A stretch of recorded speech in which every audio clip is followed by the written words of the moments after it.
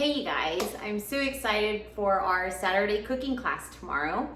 We are going to be making the protein Buddha bowl. Now remember, I kind of renamed that. I did find this recipe on Pinterest, and it was originally a vegan recipe to be made with temp, which is a soy-based protein. But my family likes chicken, so I decided to spice it up. Now, I sent you guys an email and I said that I was going to be showing you how to make your brown rice and how to prep your chicken. Now, these two things can take a long time, so I didn't want to keep you guys forever tomorrow, so I wanted to give you the opportunity to do that tonight. So we're going to start off with our brown rice. I use short grain brown rice. I just happen to have that. I'm not using it for anything specific. So now this recipe can either be made quickly, like in a rice cooker. I have an industrial size rice cooker that I use a lot because I usually cook in large quantities. And basically I put the rice in there, I put the water in there, I don't have to worry about what temperature it is. I put the lid and I click a button. And what it does is it cooks until it can register how much water there is in there, and then it stops. So it's really cool. It cooks it perfectly and it just turns itself off. So it's one of my favorite things. But I know that some of you guys are learning how to cook, so I wanted to show you how to do it the old-fashioned way, and that's on the stove. So I'm gonna be showing you how, and the recipe calls for 2 cups. So for 2 cups, we are going to boil 3 1/4 cup of water, and we're gonna add a pinch of salt, and we're gonna let that come to a boil. And then I'll show you what that looks like. All right, so I have 3 1/4 cups of water boiling on the stove at pretty high heat. I'm gonna add a little bit of salt, and then all right, before we go any further, I first want you to grab your rice and we're gonna rinse it off. A lot of people don't rinse their rice off, and that's what makes it really pasty and sticky after you're done cooking it.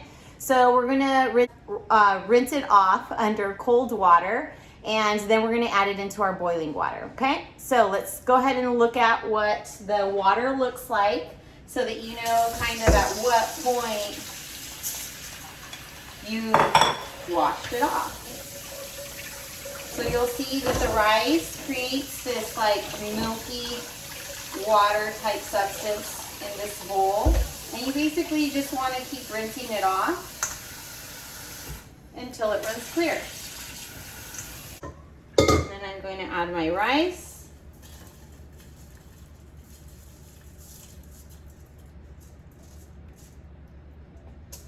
I'm going to grab a spoon, mix it up a little bit. Now, the trick with rice is to be patient, leave the lid on it, and don't open it.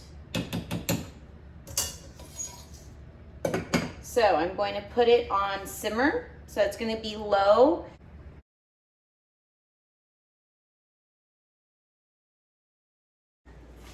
All right, so I let my rice cook for 40 minutes. I let it then sit for 10. So before I lift the lid, I let everything kind of sit. And again, I cooked it on very, very low for 40 minutes. I made sure that it had the right amount of water. I rinsed the rice off first.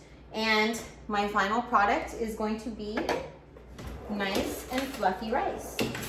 So what you're gonna do is you're gonna see that there's these little holes, and that's where all of the moisture was kind of escaping. And you're gonna see that it's nice and fluffy.